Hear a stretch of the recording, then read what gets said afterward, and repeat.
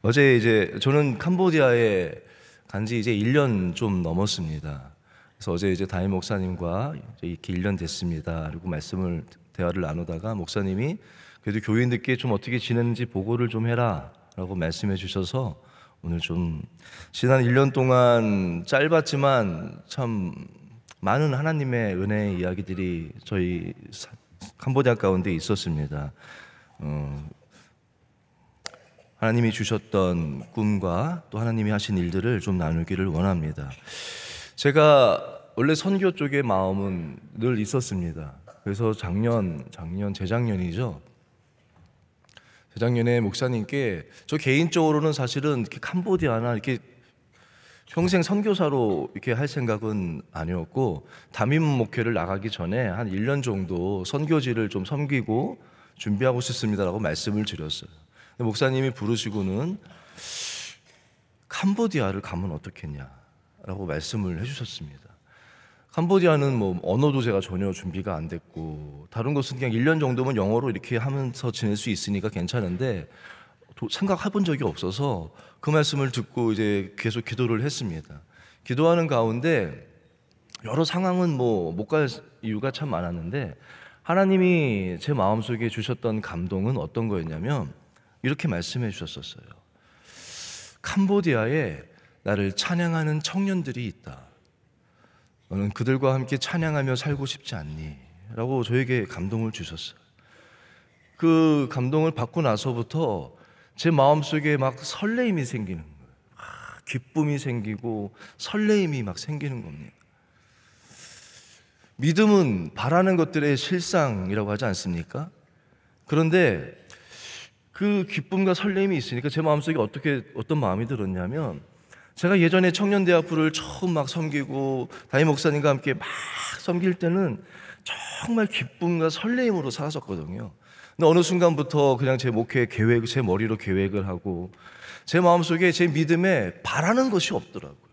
그저 그냥 하나하나 지켜나가고 하나하나 이렇게 그냥 살아갈 때 제 믿음이 주로 사용되었지, 무언가 하나님이 주시는 꿈과 설레임, 내 안에 막 바라는 것이 없었구나라는 마음이 들었습니다. 그래서 그 가운데 아내에게 이야기를 나눴고, 아내가 그 말을 듣더니 그럼 가야겠네요 라고 아내도 이렇게 얘기를 해서 함께 캄보디아로 가게 됐습니다. 캄보디아에 가서 한 달 정도 캄보디아를 살펴보고 또 돌아와서 준비를 해서 한 5월 초에 캄보디아에 이제 정식적으로 나갔습니다. 캄보디아에는요, 우리 청년들이 몇 명이 있습니다. 캄보디아 견습 선교로 1년 다녀왔던 친구들이 캄보디아를 향한 비전을 품고 그곳에서 사업을 하고 있습니다. 정말 고난도 많고 어려움도 많은 끝에 그곳에서 이제 사업을 조그맣게 하고 있는 청년들이 있었습니다. 그들과 함께 제가 예배하면서 하나님의 주신 마음을 그들과 함께 공유했어요. 나에게 이런 비전이 있다. 나에게 이런 꿈이 있다. 이 땅의 캄보디아 청년들하고 함께 찬양하면서 그 찬양 집회를 통해서 받은 은혜와 에너지로 캄보디아 여러 지역에 다니면서 복음을 전하고 싶은 그런 마음이 있다라고 함께 나눴습니다. 그리고 이제 같이 지내는데 그 사업을 하는 청년이 사업장에 와서 예배를 드려달라고 합니다. 가서 예배를 드리고 함께 이야기를 나누는데 청년이 저에게 하는 말이, 목사님, 이제 3년 돼서 이 사업장이 이제 좀 안정이 됐는데 아주 조그만 사업장이에요. 아주 정말 작은 곳에 있었거든요. 사업장을 옮기고 싶습니다 라고 이야기를 하는 거예요. 내가 욕심내지 마라. 여기 이제 하나님이 이렇게 좋은 곳에 보내주셨는데 왜 그러냐라고 했더니, 목사님이 좀 함께 가보셔서 목사님이 보시고 결정해 주세요 라고 이야기를 하더라고요. 제가 가봤습니다. 갔더니 폐공장입니다. 공장 큰 단지였는데 코로나로 인해서 다 문 닫아버리고 아무도 뭐 하지 않는 그냥 폐공장 단지의 한 건물입니다. 먼지가 수북히 쌓여 있고요. 왜 여기를 왜 왔니? 라고 했더니 그 청년이 이렇게 말합니다. 목사님이 청년들과 함께 찬양하고 싶다는 꿈을 이야기하셨을 때 저희 마음도 설렜습니다. 근데 목사님, 저희 교회, 캄보디아 저희 교회가 있는 센터는요, 푸놈펜이 캄보디아의 서울이거든요. 수도거든요. 근데 저희는 푸놈펜은 아니고 푸놈펜 바로 밑에 있는, 그러니까 지금 우리로 보면은 하남 같은 위치에 있는 곳입니다. 저에게 이렇게 말합니다. 목사님, 근데 따끔하우에서 집회를 하면 청년들이 못 와요. 푸놈펜에서 모여야 청년들이 모일 수 있습니다. 이곳에서 사업을 하면서 주일에는 문은 안 여니까 이곳에서 주일에 청년들과 모이면 어떻겠냐라고 저에게 얘기를 하는 거예요.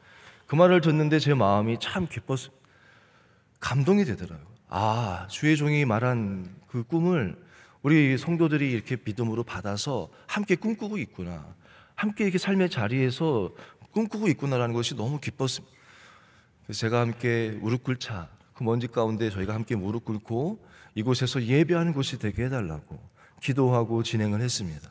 근데 알고 봤더니 먼저 담임 목사님께서 그 청년들에게 또 새로운 것을 한번 찾아봐라, 또 새로운 것들을 한번 기도하면서 알아보라라고 얘기를 해주셨더라고요. 그래서 그것을 목사님께 보고를 드렸고 목사님이 잘 해봐라 라고 하셔서 청년대학부를 통해서 지원해 주셔가지고 그곳에 카페, 절반은 스튜디오고요, 절반은 카페를 이렇게 준비하게 됐습니다. 프놈펜에 있지만 폐공장 단지라서요, 거기가 지역적으로는 카페 하기는 제 눈에는 정말 아닌 것 같아 보여요. 왜냐하면 길가에 있는 것이 큰 길가에 있는 것이 아니라 이렇게 들어가야 공장 안에 있는 거거든요. 근데 이거를 사람들이 올까라는 생각을 하는데, 그래도 마음 가운데 든 것은 그 공장이잖아요. 근데 캄보디아가 카페가 많습니다. 카페가 많은데 다 그냥 예쁘고 그런 카페지, 이렇게 창고형으로 공장같이 큰 창고에 천장도 넓고 큰 이런 카페는 없거든요. 근데 저희는 한국에서 본 것이 있지 않습니까? 한국은 그런 카페들이 많잖아요. 테라로사부터 해서 막 많잖아요. 그러니까 우리는 이게 본다는 것이, 비전이라는 것이 굉장히 중요한 거예요. 저희는 한국에서 그걸 봤지 않습니까? 그러니까 된다, 될 수 있다. 여기 사람들은 다 오토바이가 있으니까 그래도 이게 될 거다라고 생각을 하고 기도하면서 준비를 했습니다. 컨셉은 이제 빈티지예요. 왜냐하면 진짜 돈이 없어서 그러니까 진짜 돈이 우리 교회에서 잘 보내주셨지만 너무 크니까 그거를 꾸미자면 뭐 어림도 없더라고요. 그래서 컨셉은 진짜 공장 그대로 살려가지고 이렇게 정말 빈티지입니다. 근데 캄보디아에서는 이게 먹히는 거예요. 처음 보는 스타일이니까 저희가 정말 두려웠거든요. 준비하면서도 저도 된다 말은 이렇게 했지만 제 마음속에 늘 두려움, 이게 될까? 목사님이 후원해 주시고 우리 명성교회가 후원한 헌금으로 하는데 이게 망하면 어떻게 되는 건가, 막 늘 두렵고 오가면서 막 기도를 했는데, 오픈을 했는데요, 그 캄보디아에 유명한 유튜버가 있습니다. 유튜버가 오게 된 거예요. 그 보더니 사진을 찍어서 올립니다.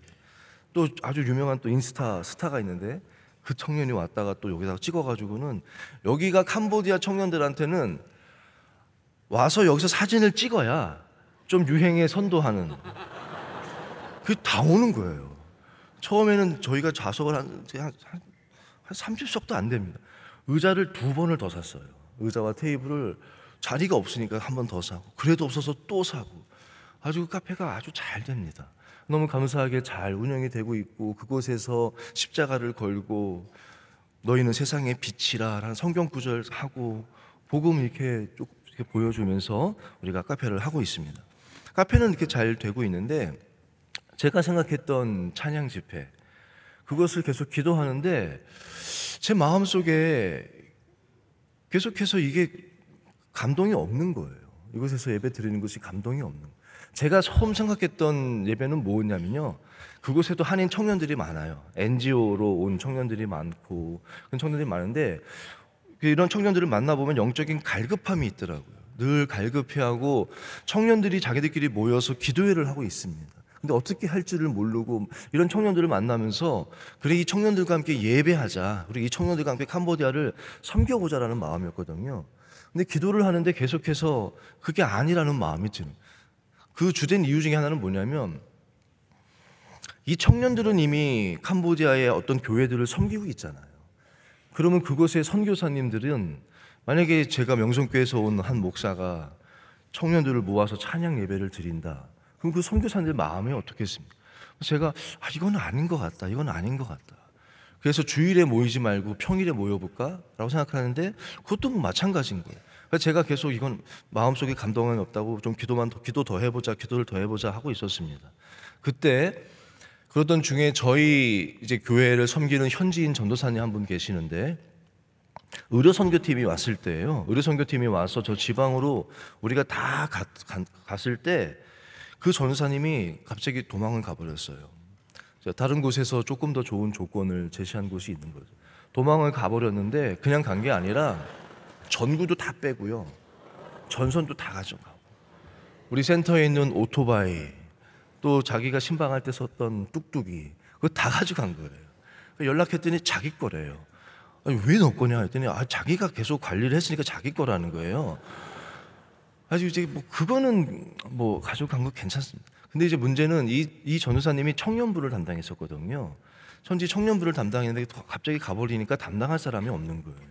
그래서 제가 이렇게 고민하다가 그냥 내가 하겠다라고 얘기를 했습니다. 그래서 제가 청년부를 담당해서 일단 좋은 사람 구해질 때까지는 제가 하겠다라고 시작을 했습니다. 처음 청년부 담당했을 때가 9명이 모였어요. 그래도 9명이 많은 겁니다. 캄보디아에서는 청년 9명이 모이는 거면은 참 많이 모이는. 근데 지난 토요일 날 38명이 나왔습니다. 예배를 드리면서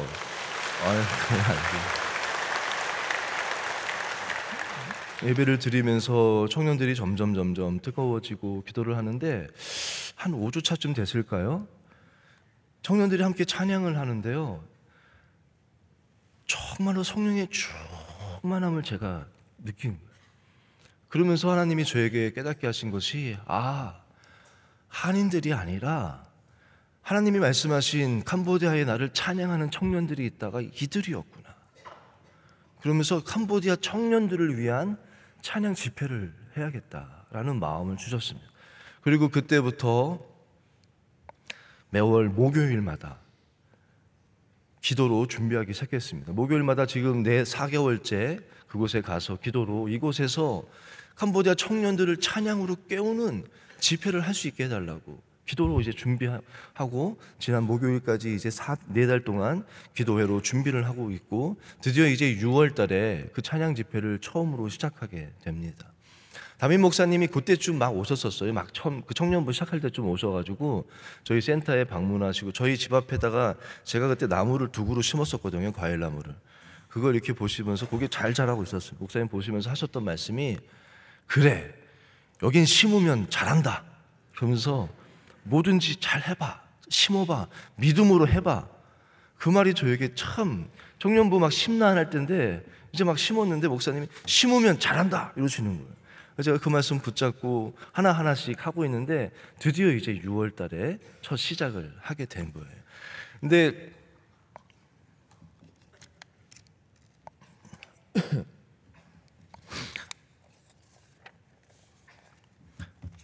이제 열심히 이제 준비를 하고 있을 때, 저희도 느헤미야 말씀으로 기도회를 쭉 하고 있거든요.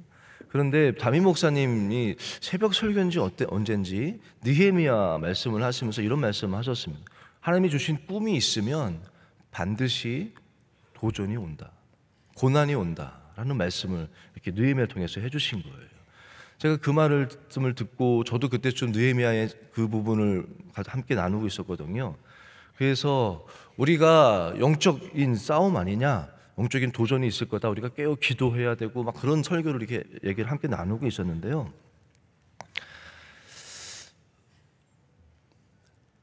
제가 찬양 집회를 찬양으로 캄보디아의 청년들을 깨우자라고 선포하고 함께 기도하면서 준비했지만, 사실 그때까지 제가 생각했던 찬양 집회는 우리 명성교회에서 제가 섬겼었던 샤인 지저스 찬양 페스티벌, 비전 페스티벌, 그러니까 찬양 페스티벌이었어요. 함께 모여서 막 찬양하고 얼마나 즐거울까, 얼마나 기쁠까, 그런 마음이었는데, 영적으로는 사실은 이것은 선교지였죠. 제가 선포했던 것은 사탄에게는 선전포고를 한 거나 마찬가지 아니겠습니까? 그때부터 영적인 도전과 어려움들이 계속해서 오는 거예요. 그 가운데 하나가, 한 청년이 자살을 했습니다. 그 청년은 이름도 다윗이에요. 그리고 찬양하면은 우리 교회 성도들은 이 청년이 떠올라요. 얼마나 기쁘게 정말 찬양할 때 보면 다윗 같아요. 제일 앞에서 너무 즐겁게 찬양하고, 특순을 어떤 팀이 특순하는 걸 봤는데 이 팀 왜 이렇게 뭐지? 그래서 잘하는 팀 보면은 100%입니다. 이 청년이 지도하는 찬양이에요. 이 청년이 너무 이 청년들도 이 청년을 많이 바라보고 청년부에서도 정말 핵심이 되는 청년이고 또 특별히 이 청년이 이 찬양 집회를 인도하고 이끌어가야 할 우리 현지인 전도사님의 조카예요. 언니의 아들이에요. 근데 이 청년이 자살을 해서 죽으니까 이 청년부가요 다 흔들립니다. 캄보디아 분들이 막 열심히 모이는 것 같지만 말씀으로 막 이렇게 뿌리내린 건 아니잖아요. 이 청년이 자살을 해버리니까 이 전도사님도 막 흔들려요. 청년들도 다 흔들리고 장례가 났다는 얘기를 듣고 제가 장례식에 바로 갔는데 저도 어떻게 해야 될지 모르겠고 이거를 어떻게 받아들이고 뭐라고 설교를 하고 어떻게 될지를 모르겠더라고요. 교인들은 다 저만 바라보죠. 청년들도 다 저만 바라. 아버지는 왜 이렇게 됐나를 알아봤더니 이 청년은 족실한 불교집이에요. 이 청년만 교회를 나오는 거예요. 그래서 부모님하고 늘 갈등이 있었더라고요. 그래서 부모님이 그 전날에 많이 싸웠나 봐요. 원래 굉장히 잘 살던 집인데 지금은 이제 다 좀 어려워져가지고 굉장히 힘들게 된 집이거든요. 그러니까 뭐 너 때문에 집안 또 망한다, 뭐 막 이렇게 하면서 아버지가 핸드폰을 집어던져서 핸드폰이 깨져 있는 핸드폰이 있더라고요. 근데 그렇다고 해서 자살할 친구는 전혀 아니거든요. 그래서 저는 그런 마음이 들었을 때 사탄이 그것을 틈타서 넘어뜨린 거 아닌가. 가서 다 저를 무슨 설교를 제가 무슨 설교를 해야 됩니까? 뭐라고 설교를 해야 돼요? 그냥 하나님 말씀을 전하고 저희 교회에서 배운 거 있지 않습니까? 그런 어려운 집 가서는 어떻게 하라? 그냥 옆에 있으라고. 뭐 말할 것도 없고 같이 울어주고 같이 있어주라는 말씀. 그래서 예배를 드리고 옆에 계속 있었습니다. 앉아서 계속 가만히 있는데 무슨 말을 해야 될지도 모르겠고 가만히 한참을 있었습니다. 근데 그 동네 이제 이장분이겠죠, 우리로 치면. 그분이 잘 도와준다는 마음으로 천막을 쳐주시고는 거긴 불교 국가잖아요. 거긴 장례가 나면 불교 음악을 한 3일 정도 계속 틀거든요. 불교 음악을 이렇게 틀어놓은 거예요. 크게 틀어놓은 거예요. 제 마음이 너무 속상한 거예요. 찬양을 그렇게 좋아했고 찬양하면 그렇게 하나님 찬양을 기뻐했던 우리 다윗이 죽었는데 가는 길에 이 불교 찬양이 계속 나오니까 제 마음이 너무 속상해서 너무 감사한데 이 찬양을 좀 꺼주면 안 되겠냐.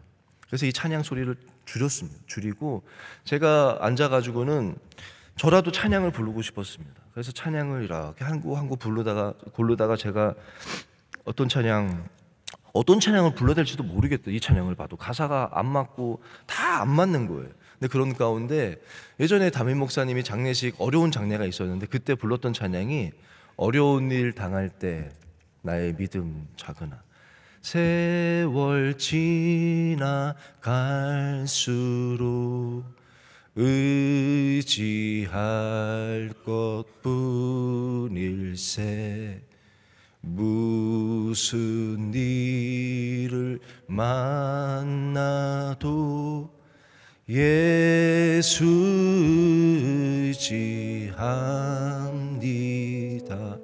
이 찬양이 그 찬양을 계속 불렀어요. 1시간. 저 옆에 제 아내가 같이 부르고 함께 따라왔던 견습 선교사 청년들이 같이 부르고 1시간, 2시간 혼자 이렇게 같이 부르니까 그 전사님도 같이 부르고 성도들도 이렇게 같이 그 찬양을 이렇게 같이 부르기 시작했습니다. 그러던 중에 날씨가 더우니까요. 그 시신을 옆에다 두고 이렇게 있었거든요. 근데 이게 이제 냄새가 나기 시작하더라고요. 금방 부패합니다. 냄새가 나기 시작해서 안 되겠다. 우리 빨리 이제 관에다 놓고 입관을 하자.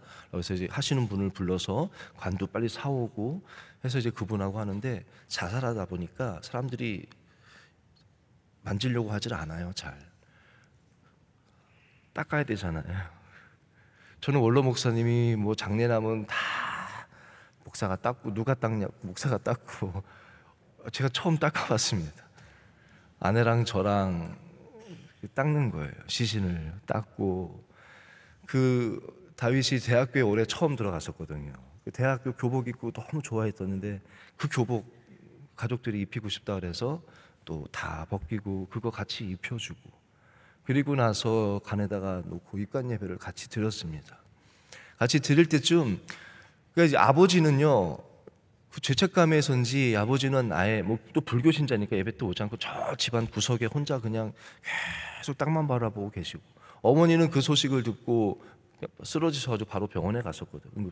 동생도 여동생도 있는데 장례식장에 처음에 있다가 조금 시간 지나니까 실진해가지고 또 병원에 실려갔었고, 그 학교 선생님이거든요. 이 다빗이 저희가 세운 학교의 선생님이었는데, 학교에 출근을 안 하니까 학교 교사 2명을 보냈었는데 이 청년이 목을 매달아서 죽었거든요. 여자 둘인데 이 여자애 둘이 그걸 처음 봤으니까 그 둘이 내려가지고 얼마나 놀랐겠습니까? 이 둘도 막 정신 못 차리고 사실은 막 그런 상황이었는데, 그래도 입관을 하고 같이 또 찬양하면서 이렇게 그 찬양 가사를 좀 나누면서 예배를 드렸습니다. 그렇게 하나하나 하는데 예배 드리는데 어머니가 오셨어요. 어머니가 오시자마자 아버지를 이렇게 치시는 거예요. 왜 그랬냐고 그런 거겠죠. 그러면서 어머니가 계속 우시는 거예요. 그래서 예배 마치고 제가 어머니를 안고 저도 같이 펑펑 울었습니다. 같이 한참을 울고, 그리고 저 더 늦게까지 좀 있다가 좀 왔습니다. 다음 날 아침에 가서 또 위로 예배 같이 또 드리고, 저녁에 발인 예배를 함께 드리는데, 저녁 발인 예배 드릴 때는 아버지가 오시더라고요. 옆쪽에 가까이 예배는 안 드리는데 근처에 와서 그래도 그 자리를 지키시는 거예요. 근데 예배를 마쳤는데 아버지가 고개를 푹 숙이고 계셔서 제가 또 아버지한테 가서 기도해드리고, 보통은 영어로 기도하는데 영어로 도저히 기도를 못 하겠어요. 그래서 그냥 우리말로 한참을 기도한 것 같아요. 아버지 붙잡고 펑펑 울고, 아버지도 막 울고 함께 많이 울었습니다. 울고 나서 또 이제 위로해드리고, 그 다음 날 제가 총회 선교 훈련이 있어서 한국에 왔어야 돼요. 그래서 입관하는 거는 제가 못 보고 김병교 선교사님이 하관 예배, 하관이랑 그 마지막으로 마무리를 해주시고 제가 한국에 왔는데, 그게 2주 동안 훈련 받는 거거든요. 토요일 날 청년들이 모이는 청년 예배가 있고 또 주일이 있는데 제 마음이 이게 도저히 안 되겠는 거예요. 그래서 금요일 밤에 또 다시 갔어요. 캄보디아에 가서 토요일 날 청년들 모아서 함께 기도회를 하고 함께 또 위로하고, 주일에 예배를 같이 제가 섬겼습니다. 근데 그 주일에 그 가족이 나온 거예요. 온 가족이 다 나왔습니다. 그래서 저는 그냥 감사 인사할 겸 오셨나 보다. 그리고 이제 인사를 나누고, 교인들도 가시는 분들 인사를 다 나눴는데 교인들 다 갈 때까지도 안 가시고 남아 계신 거예요. 그러면서 그 가족이 저에게 찾아와서 얘기를 하는데, 그 아버지가 이렇게 얘기를 했어요.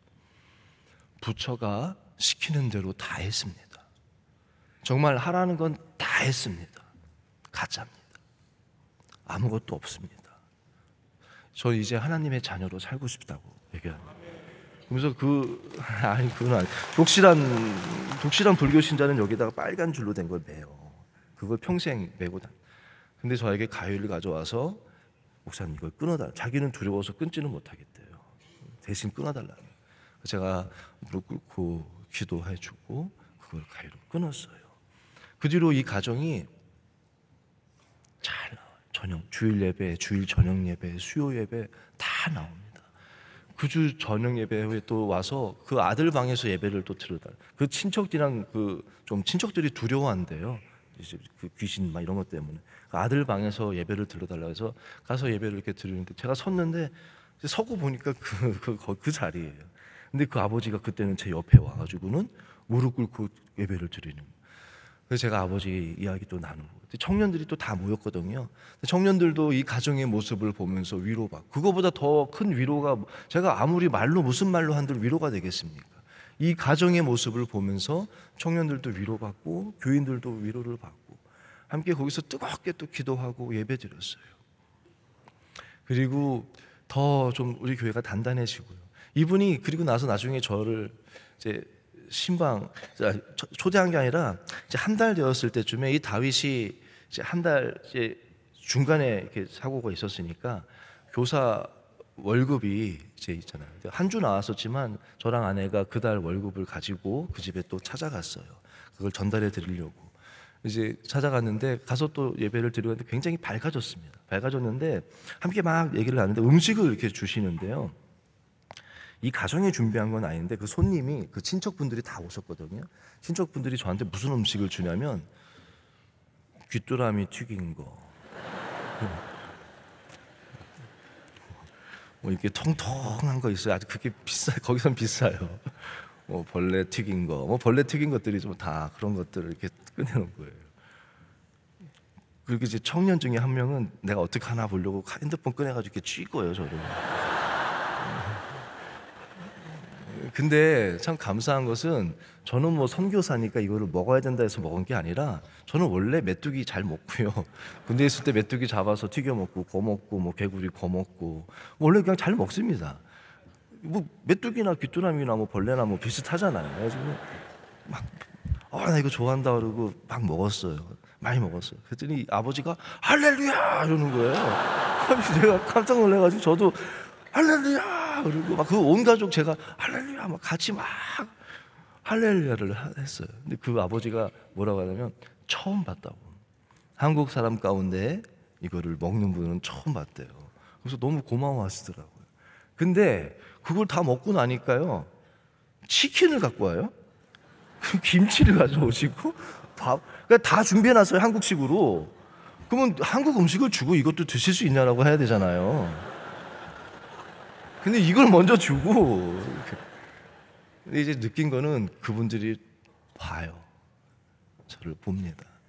장례식 과정을 다 보고. 그 전도사님 한 분이 인스타에다가 제가 우리 장례식 사진이랑 다 올리고는 밑에 글을 이렇게 썼어요. 우리 데이빗의 장례식에서 도와주셔서 우리 가족과 저는 정말 감사해요. 우리는 당신의 사랑을 얻었고 당신의 마음을 보았습니다. 우리는 당신과 당신의 아내로부터 위로를 받았습니다. 당신이 있다는 것은 축복입니다. 당신이 여기 없다면 나는 무엇을 해야 할지, 어떻게 이 상황을 감당해야 할지 모르겠습니다. 그러나 하나님은 다윗과 우리 가족을 너무 사랑하셔서 당신을 여기로 보내셨습니다. 당신의 설교는 우리의 어두운 밤에 우리를 위로했습니다. 목사님 정말로 감사합니다. 이렇게 글을 이렇게 올렸더라고요. 이 일을 통해서 우리 교회 교인들이 저를 좀 이제 목사로 받아주시는 것 같아요. 말도 못하지 제가 뭘 하겠습니까? 뭐 지금도 말 잘 못하거든요. 근데 그 성도들이 저를 보면 이제는 반가워해 주시고 뭐 바나나도 따다 주시고 뭐 망고도 갖다 주시고 이렇게 음식도 갖다 주기 시작해요. 그래서 우리 교회는 이제 더 단단해지고 더 이렇게 하게 된 것 같아요. 여러 가지 하나님의 은혜가 참 많아요. 축구 교실도 하나님이 정말 은혜로 시작하게 되었고 교회가 매주 새 가족이 2명, 3명이 옵니다. 매주 와요. 매주 오고 특별히 청년들이 오고 젊은 부부들이, 젊은 가정들이 아이들이 많아졌어요. 너무나 감사한 것들이 참 많고 여러 가지 교인들이 참 행복해합니다. 여러 가지 교회에서 바자회도 처음 해보고 이분들은 늘 받기만 했는데 처음으로 무언가 저희 교회 성도분들이 옷을 모아서 보내주셨어요. 근데 옷을 보내주셨는데 이 옷을 어떻게 나눠줘요 제가? 이거를 뭐 나갈 때 하나씩 줄 수도 없고 사이즈도 있고 이게 다 다르잖아요. 이걸 어떻게 하나 하다가 제가 생각한 게 이걸 팔되 우리 돈으로 치면은 뭐 한 300원, 뭐 500원 이렇게 그냥 파는 겁니다. 가지고 이걸 팔자. 그리고 이 수익으로 더 어려운 가정을 돕자. 성탄절 앞두고 바자회를 처음으로 해봤습니다. 그것도 이런 일을 하면 교회 직원들이랑 교육자들이 다 하는데 제가 우리가 하지 말자. 성도들이 하게 하자. 그래서 젊은 가정들, 뭐 성도님들한테 제가 이렇게 우리 교회 있잖아요. 위원장, 뭐 분과 이래가지고 거기 처음 해본 거예요. 이제 바자회 위원장, 뭐 무슨 분과, 뭐 식당 분과 막 이래가지고 쫙 세워가지고 섬기게 했더니 얼마나 열심히 하는지 몰라요. 그리고 음식도 만들어서 팔고 옷도 팔고 저도 페스터 코너 해가지고 저희 집에 거 막 내놓고 너무너무 정말 행복해했습니다. 그리고 끝나고 나서 성도들이 뭐라고 하냐면요, 목사님 정말 행복했다고. 그래서 뭐라고 하냐면 이제 이 교회가 내 교회 같다. 제가 깨달은 게 뭐냐면 교회 나와서 예배드리고 그냥 가고 이게 내 교회가 아니라 이분들이 처음 섬겨본 거예요. 봉사를 해보고 교회를 섬겨보니까 이게 내 교회 같다고 하시더라고요. 그러면서 자기들이 조그만 돈일지 몰라도 이걸로 누군가를 도운 거잖아요. 더 어려운 사람을 도운 거에서 섬김의 기쁨을 누리면서 목사님 이제 이 교회가 내 교회 같아요 라고 고백을 하더라고요. 이번 부활절 때 한 번 또 했습니다. 이번에는요, 전에는 해도 식당을 하면 음식을 하면은 음식에 필요한 돈을 저희가 다 주고 그거 판 돈을 이렇게 한 거예요. 근데 이번에는 이렇게 했는데 세 가정이 돈을 안 받겠다는 거예요. 자기가 음식값이랑 재료비를 다 내겠다는 거예요. 어떤 가정은 조금 우리 교회 중에서도 좀 그래도 경제적으로 괜찮은 가정은 자기도 내겠대. 거기 자기도 물품을 막 내가지고 바자회를 하고 하나씩 교인들이 교회를 섬기는 게 뭔지를 알고 그때부터는 모여서 함께 3명씩 손잡고 기도하고 하나씩 손 다 잡고 기도하자 그러고 서로 위로하고 격려하는 것들을 배워가고 있습니다. 근데 여전히 어려움은 참 많아요. 두려움도 많고. 사실 지금 뭐 이렇게 얘기하니까 여러분들 막 좋아하시지만 저는 이제 목사님이 그냥 전하라고 해서 하긴 하지만 이제 시작도 아직 안 했거든요. 어떻게 될지도 모르겠고 두려운 마음이 큽니다. 6월 27일이 첫 번째 전도 집회가 시작하는 날이에요. 저희가 영적인 선전포고를 했고 첫 번째 전투가 6월 27일 목요일 날 집회입니다. 참 감사한 것은 사실은 어떤 다른 우리 한국의 큰 교회 두 곳에서요 연락이 왔었어요. 캄보디아에서 찬양 집회를 하고 싶은데 장소가 마땅한 게 없으니까 저희 그 카페 이름은 뭐냐면 스테이블이에요. 우리 청년들이 처음 오면서 지었던 이름인데 스테이블의 뜻은 마구간입니다. 무엇인지 아시겠습니까? 원로 목사님이 전에 한번 이런 얘기 하신 적이 있어요. 내가 다시 교회를 개척한다면 그 교회 이름은 마구간 교회로 짓고 싶다. 그래서 마구간 옛날에 마구간 음악회 있었잖아요.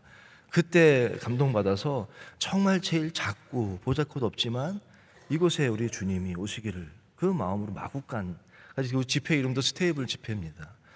우리 안에 우리 주님이 이곳에 오셔서 그곳 가운데 하나님이 하시는 일들을 보기 원하는 마음으로 합니다. 이제 6월 27일 근데 그 두 교회가 우리 스테이블에서 하고 싶다는 거예요. 근데 제 마음은 아니 찬양 집회를 해도 우리가 명성교회가 먼저 해야지 이거 왜 딴 데가 해요? 아직 계속 주저하고 아직 막 답을 못 주고 있거든. 너무 감사한 게 이번에 단기 선교팀이 온다는 거예요. 목사님이 또 보내주시는데 단기 선교팀이 딱 6월 마지막 주에 옵니다. 그래서 우리 든든한 이제 후원 이제 지원병이 와서 6월 27일에 함께 이 전도 집회 찬양 집회를 첫 시작을 합니다. 오늘 목사님이 세워주신 이유가 그거 같아요. 영적인 전쟁 아닙니까? 하나님이 반드시 큰 일을 이루실 줄로 믿습니다. 사탄도 가만히 있지 않을 거예요. 그렇지 않겠습니까? 여러분들이 함께 기도해 주시기를 부탁드리고 함께 이곳에서 여러분들이 해주시는 기도가 선교지에서는 정말 저희가 느낍니다. 아, 기도해 주고 있구나. 하나하나 좀 많은 지금도 영적인 어려움이 많습니다. 아픈 사람도 많고 여전히 갈등도 있고 하지만 하나님께서 이것들을 통해서 넉넉히 이기게 하시고 승리케 하실 줄로 믿습니다. 주께서 내 마음에 두신 기쁨은 그들의 곡식과 새 포도주가 풍성할 때보다 더하나이다. 이게 제가 늘 마음에 품고 붙잡고 가는 말씀입니다. 여러분은 어떤 기쁨, 우리가 열심히 노력해서 얻는 기쁨도 있지만 주께서 내 마음에 두신 기쁨은 내가 노력해서 내가 얻는 기쁨이 아니라 하나님이 주신 기쁨 아닙니다. 내 마음에 두신 기쁨, 구원의 기쁨. 그 은혜가 가장 큰 거 아니에요? 어제 결혼을 앞둔 한 청년 두 커플을 만났는데 어떻게 결혼 결심하게 됐어? 물어봤더니 그 자매가 얘기하는데 청년은 우리 교회 잘 나오던 청년이고요. 만났는데 다 자기가 바랬던 그 배우자상이라 정말 다 맞는데요. 딱 한 가지가 안 맞는데 이 사람이 교회를 안 다니거든요. 그 종교만 안 맞더래요. 근데 만나고 나서 고민을 하는데 다 좋으니까 결심하기를 교회를 나오기로 한 거예요. 그래서 그 얘기를 하더라고요. 그래서 제가 시간이 이렇게 얘기했습니다. 시간이 조금 더 지나면 지금은 우리 교회에서 세례도 받고 아주 뭐 교회 나오는 게 너무 좋다고 하더라고요. 시간이 지나면 요거 한 가지 안 맞았다고 하지만 딱 한 가지라는데 이 딱 한 가지 안에 다 있는 거야. 이 청년 이것 좋고 이게 좋고 이거 좋고 이거는 중요한 게 아니고 요 한 가지, 이 청년을 통해서 이 한 가지 예수 그리스도를 만나게 됐다는 것, 그게 너가 나중에 제일 큰 감사라고. 왜냐하면 그 안에 다 있는 거 아니겠습니까? 곡식과 새 포도주가 넘침도 좋지만 나를 구원해 주신 하나님의 은혜, 그 안에 모든 것이 있는 거 아니겠습니까?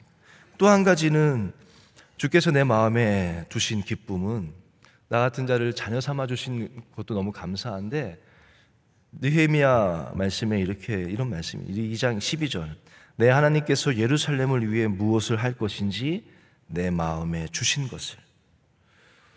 하나님이 주신 이 기쁨은 또 어떤 기쁨이냐면, 하나님이 어떠한 일을 하실지 내 마음에 보여주시고 꿈을 주시는 기쁨. 예수님이 말씀하지 않습니까? 내가 이제는 너희를 종이라 부르지 않겠다. 난 너희를 종으로 부른 것이 아니라 친구라고. 내 아버지께서 내게 보여주신 것을, 말하신 것을 내가 너희에게 다 말했다고. 하나님이 주신 큰 기쁨 한 가지는 친구 삼아 주셔서, 주님 나와 동행을 하면서 나를 친구 삼으셨네. 우리 서로 받은 그 기쁨은 알 사람이 없도다. 아시지 않습니까 여러분? 알 사람이 없도다가 아니라 알 사람만 알도다. 그렇지 않습니까? 주님이 나에게 주님이 하실 일들을 주시고 꿈을 보여주시고 나 같은 자 불러주셔서 보게 하시고 섬기게 하신 그 기쁨, 그것이 곡식과 새 포도주 어떤 것보다 더 귀한 거 아니겠습니까? 바라기는 우리 명성교회 성도 여러분들, 주님이 주신 내 마음에 두신 이 기쁨을 누리며 이 기쁨으로 힘을 얻고 살아가시는 저 여러분 되시기를 간절히 원합니다.